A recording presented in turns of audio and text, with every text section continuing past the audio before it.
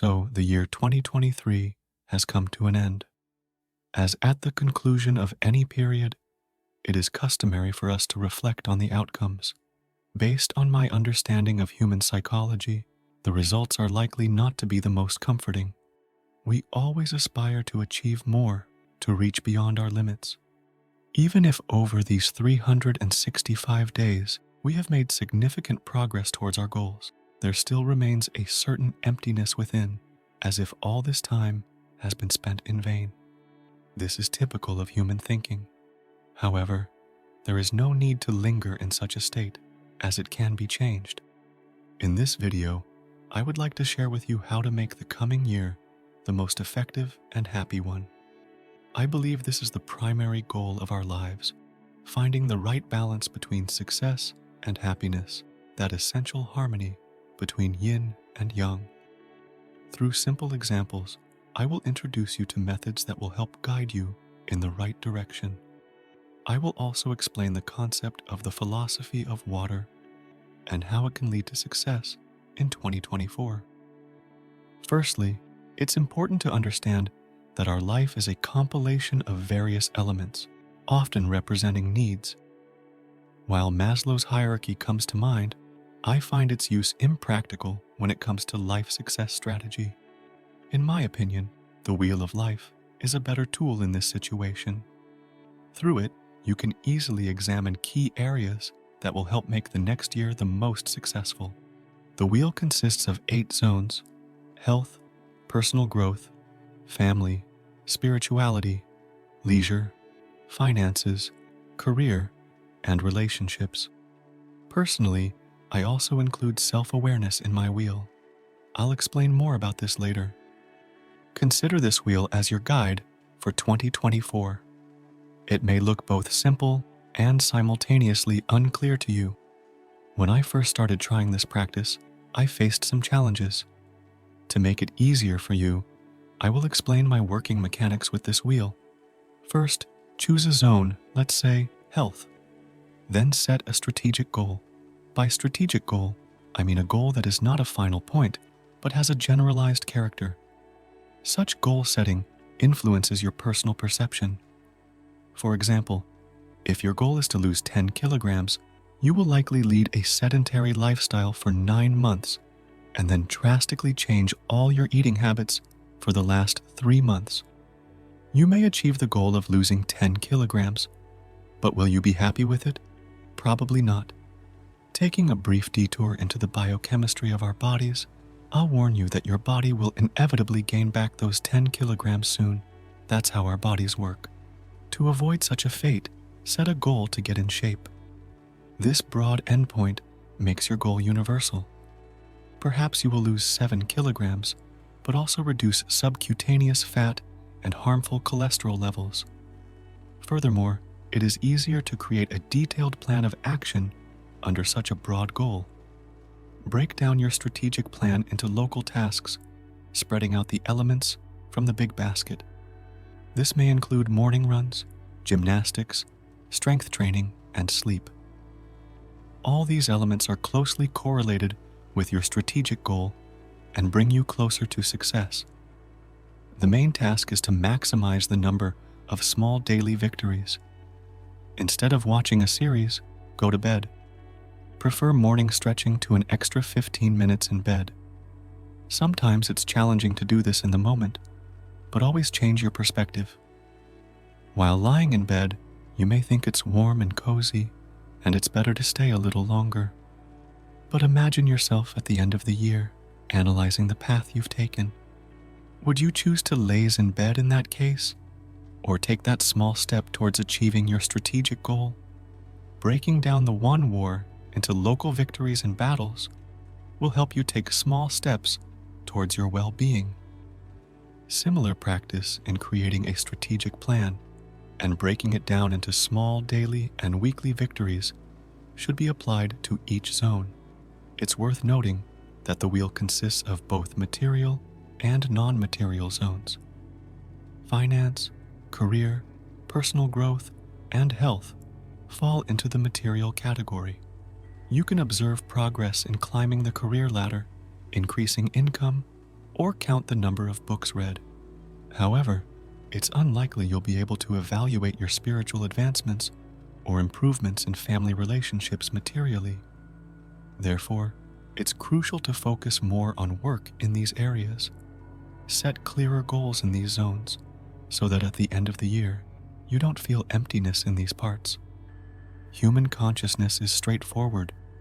We understand that we've achieved something only when we can count or feel it. It's important to realize this. Why self-awareness? At the beginning of the video, I mentioned the mysterious self-awareness, which I also include in my wheel of balance. What do I invest in it? Generally speaking, this is perhaps the most challenging zone, as providing an objective assessment is nearly impossible. Honestly, describing it in words is also difficult. I probably invest my ability to control myself and my emotions, as well as understanding my consciousness in this zone. I'll say right away that for each person, this concept will be unique, and what I invest may be entirely unacceptable to you.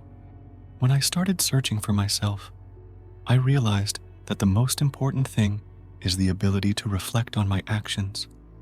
This is a crucial stage of self-awareness. I created a practice for myself that I hadn't seen anywhere before, and I consider it very important for monitoring my progress.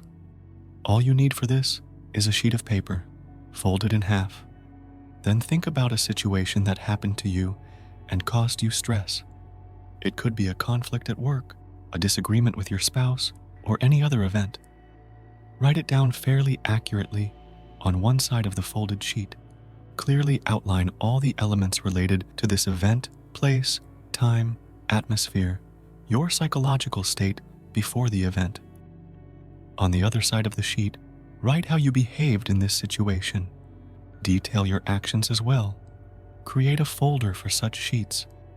Continue making similar notes when you encounter such situations. After a year, take out these sheets and start reading them on the side where the situation is outlined, without revealing the part of the sheet where your reaction is written. Reanalyze the situation and write on another sheet how you would act in it. Then open the sheet with your previous response and compare them. This practice allows you to analyze your changes over this period. Have you become wiser? Practice this constantly. This way, you will work on your weaknesses and bring yourself closer to knowing your inner self. Be like water. Your life is a combination of external and internal factors. As Marcus Aurelius said, you have power over your mind, not outside events. Realize this, and you will find strength. Indeed, external events are almost always beyond our control. The world can be sharp and dangerous. Our task is to be flexible. There is no other way. Either we adapt to the changing world or perish. To have power over your own actions, you need to take responsibility for yourself. This is a challenging process, often associated with a constant struggle against prejudices and stereotypes. To gain control over your mind, take a few steps towards yourself. First and foremost, abandon accusations. The desire to blame someone for your own failure is very tempting. Essentially, it shifts the responsibility away from yourself. However, even accusing someone only adds to your failure. You show yourself that you rely on others' opinions more than your own.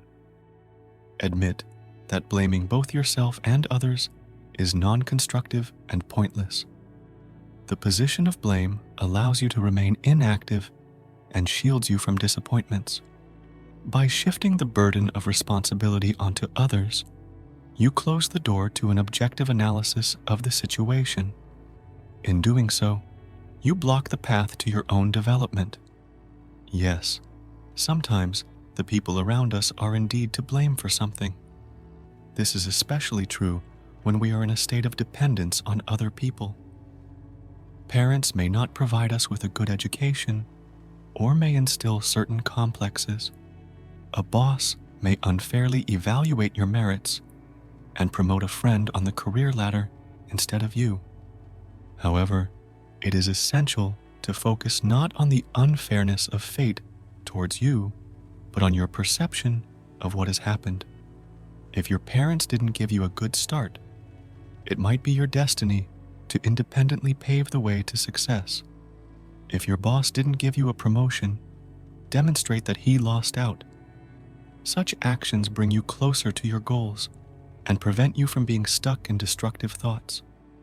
Define your sphere of influence.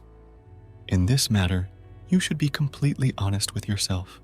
Don't exaggerate your abilities, but never underestimate them either. Write down on a piece of paper everything you can realistically influence in each specific situation and what you cannot. We cannot stop the rain, but we can check the weather forecast and take an umbrella so we won't get wet. We cannot change a person's behavior, but we can limit our interaction with them and distance ourselves from them. Reconsider your surroundings. Ever heard the expression, "The king is played by his retinue"? You don't necessarily have to associate only with productive and successful people, cutting old friends out of your life. Still, it's worth taking a closer look. Are there people in your environment who hold you back? Perhaps it's a toxic friend who constantly plants doubts in your prospects. Or maybe it's an acquaintance who endlessly complains to you about their unsuccessful and unfair life. Start by cleaning up the people you interact with daily. Let these people not have an impact on your own life and not cast their shadow on you. The new year should reveal a new you to yourself, ruthless towards your own weaknesses, capable of overcoming any adversity with your head held high. Conquer your mind, and you will conquer the world.